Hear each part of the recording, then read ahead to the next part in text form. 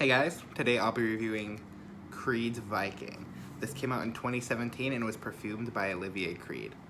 So, in the opening, I get a nice blast of sweet mint and citrus with a bright spice coming from the pink pepper.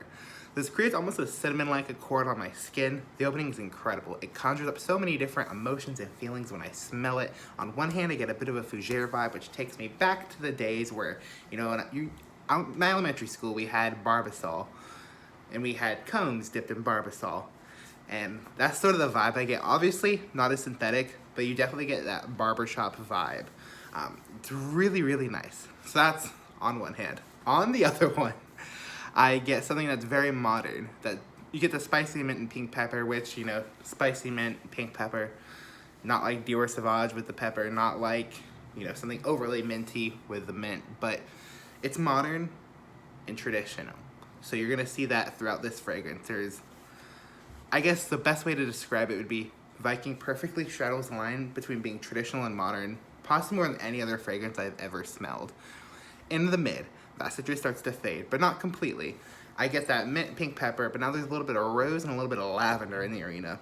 This gives the fragrance some delicacy with the rose and a bit of a more fougere vibe with the lavender. So like I said before, this, in the opening you got traditional, and modern, it's in the middle, it's still there in the middle.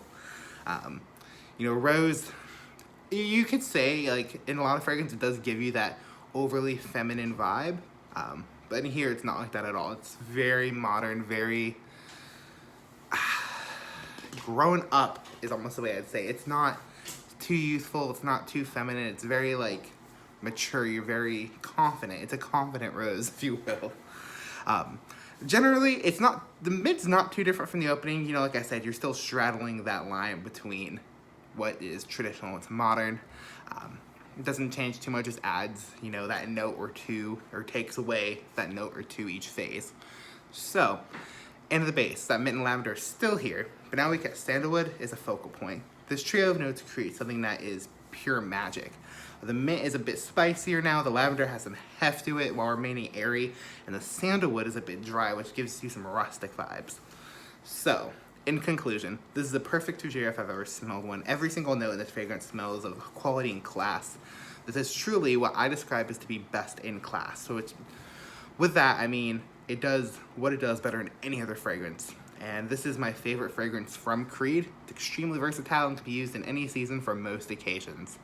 Needless to say, my usefulness rating on this is a 10 out of 10, and my rating on this is a 10 out of 10. I've heard Viking clones coming out later this year. I am extremely excited for that. I hope, it does Viking better than Aventus clone did Aventus. So that's all I have for you guys. Thank you guys for watching. Have a good one. Bye.